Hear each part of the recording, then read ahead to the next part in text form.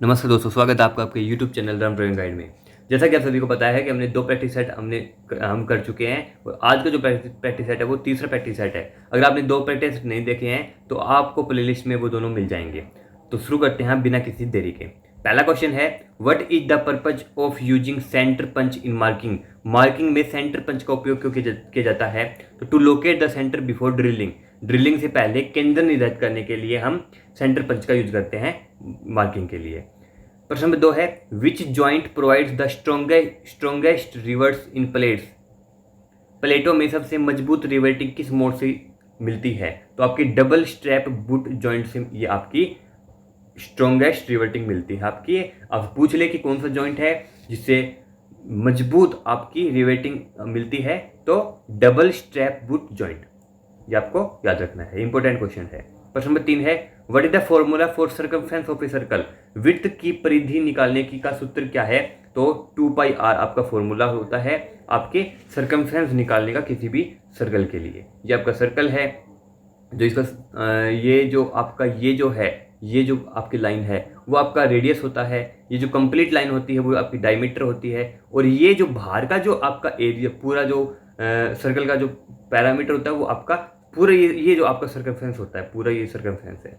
तो इसका formula 2πr होता है। प्रश्न नंबर 4 है, which sheet metal tool is use to make conical shapes. शंक्वाकार आकृति बनाने के लिए कौन सी शीट मेटल का हम औजार का उपयोग किया जाता है? तो स्टेक्स एंड मैलेट का हम उपयोग करते हैं। स्टेक्स का और मैलेट का कॉनिकल शेप बनाने के लिए शीट मेटल की। तो एक बात मैं और आपको बता दूं, ये सारे क्वेश्चन जो आपको मिलेंगे ये टू द सिलेबस मिलेंगे। सिलेबस के अकॉर्डिंग ही ये सारे क्वेश्चन हमें डिजाइन किए हैं, तैयार किए हैं। और दूसरी बात मैं आपको बता दूं, देखो चलो मैं 15 क्वेश्चन कंप्लीट होने के बाद मैं थोड़ा आपको एक छोटी सी इन्फॉर्मेशन दूंगा। प्रश्न 5 है, what is the main reason for using flux during soft soldering. Soft soldering में फ्लक्स का उपयोग मुख्य कारण क्या होता है? तो फ्लक्स हम करते हैं ऑक्साइड लेयर को हटाने के लिए, ऑक्साइड परत को हटाने के लिए, क्योंकि हमारे परत जो हमारी मेटल होती है उसमें ऑक्साइड की लेयर है वो जमा हो जाती है, जो हमें प्रॉब्लम क्रिएट करती है। तो उसको हटाने के लिए हम फ्लक्स का यूज करते हैं सोल्डरिंग में। प्रश्न नंबर 6 है, what is the main function of a file card. File card का मुख्य कार्य क्या होता है? तो to cleaning file teeth, file की दांतों को साफ करने का कार्य हमारा फाइल कार्ड का होता है। फाइल कार्ड पूछ ले क्या होता है, तो ये साफ करता है हमारे फाइल टीथ को। फाइल टीथ क्या होते हैं? जो भी मतलब जैसे ये ऐसे इस टाइप के जो शेप होता है उसको हम टीथ बोलते हैं, तो ये उनको साफ करने के लिए फाइल कार्ड का उपयोग होता है। प्रश्न नंबर 7 है, which tool is use for checking flatness of a surface. किसी सतह की क्षमता जांचने के लिए कौन सा औजार उपयोग होता है? तो सरफेस फ्लैट का उपयोग हम करते हैं फ्लैटनेस के चेक करने के लिए। प्रश्न नंबर 8 है, why should metal sheets be cleaned before soldering. Soldering से पहले धातु की शीट को साफ क्यों किया जाता है? तो फॉर बेटर बॉन्डिंग, ताकि जो बॉन्डिंग है जो हमारी दोनों के बीच की वो अच्छे से रहे, बेटर रहे, अच्छा रहे, तो उसके लिए हम शीट्स को साफ करते हैं सोल्डरिंग से पहले। प्रश्न नंबर 9 है, what is the safe distance to maintain the file forging. Forging करते समय सुरक्षित दूरी कितनी होनी चाहिए? तो एटलीस्ट 1 मीटर, कम से कम 1 मीटर की आपकी दूरी होनी चाहिए फोर्जिंग करते वक्त। प्रश्न नंबर 10 है, which metal among GI MS copper and tin has highest resistance to corrosion.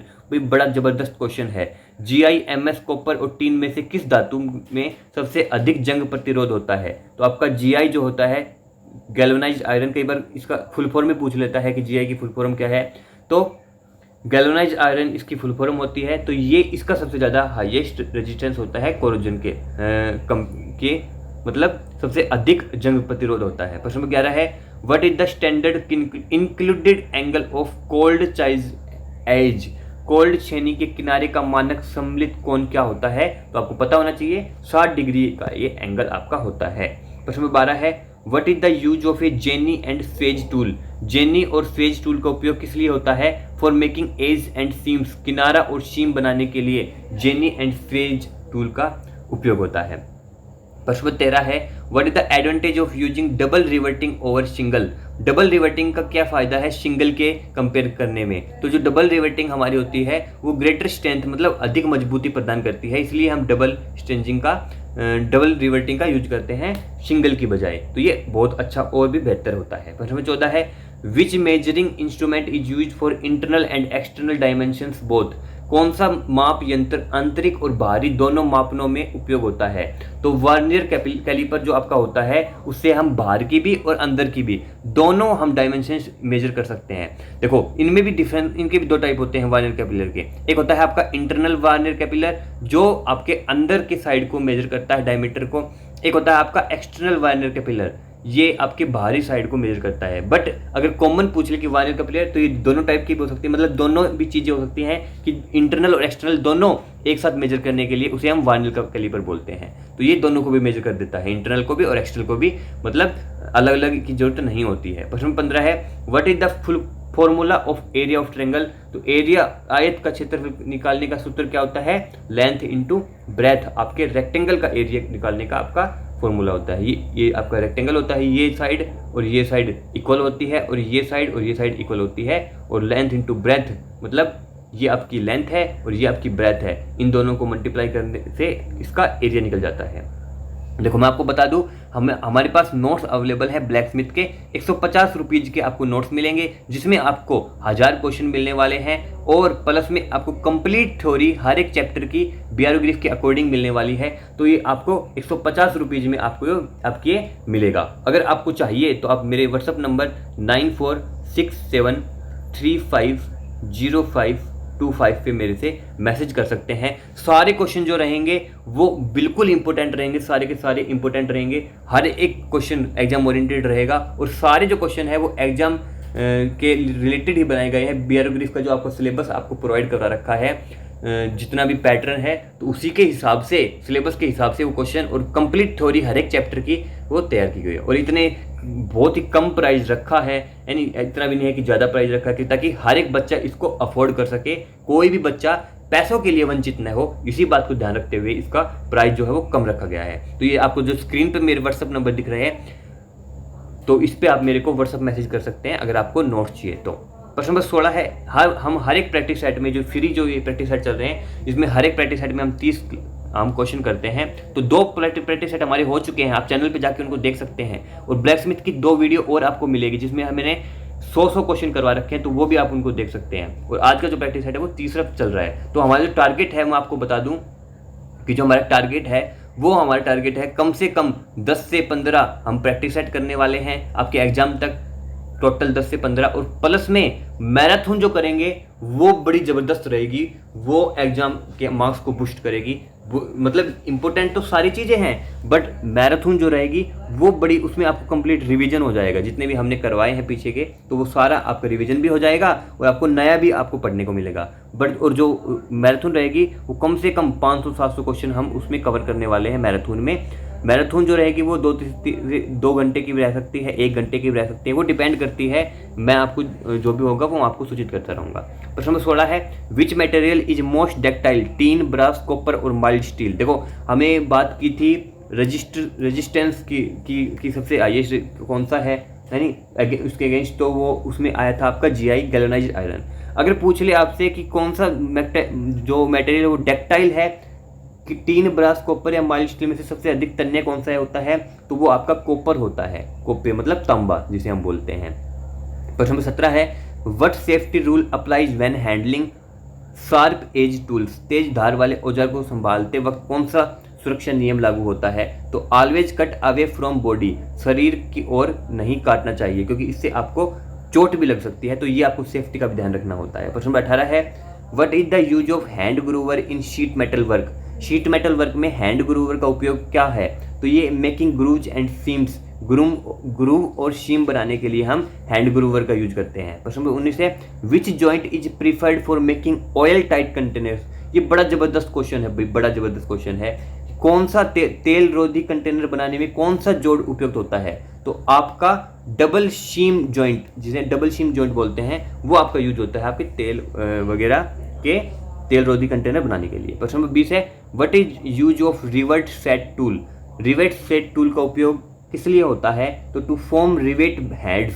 Rivet का सिर बनाने के लिए हम रिवेट सेट का प्रयोग करते हैं। प्रश्न 21 है, what is the formula for total surface area of cylinder. और मैं आपके मेंसुरेशन बड़ी इंपॉर्टेंट इसमें कमाल की रहने वाली है, मेंसुरेशन की काफ़ी क्वेश्चन आ सकते हैं। तो मेंसुरेशन चैप्टर जो है वो आपका मैं स्पेशल वीडियो बना के लेके आऊँगा मेंसुरेशन का और शीट मेटल का, अच्छे से समझा दूंगा, कोई टेंशन लेने की जरूरत नहीं है। एक आपका है यूजेज ऑफ टूल्स चैप्टर है, यूजेज ऑफ टूल्स, उसको भी मैं अच्छे से आपको कवर करवाने वाला हूँ। तो इनकी आपकी स्पेशल वीडियो आ जाएगी, कोई टेंशन लेने की जरूरत नहीं है आपको, मैं डाल दूंगा आपके एग्जाम से पहले, तो आप उनको देख लेना। तो बात करें कि टोटल सरफेस एरिया सिलेंडर का कितना होता है, तो 2πr into H plus are, जिसमें आपका r जो है वो आपकी रेडियस है और आपका जो h है वो आपकी हाइट है। तो ये आपका फॉर्मूला होता है आपके टोटल सरफेस एरिया के सिलेंडर का। प्रश्न नंबर 22 है, name A soft metal used in sheet metal work. Sheet metal work में उपयोग होने वाली एक नरम धातु का नाम बताइए। तो टिन जो है, टिन आपका सबसे सॉफ्ट मेटल होता है आपके शीट मेटल वर्क में।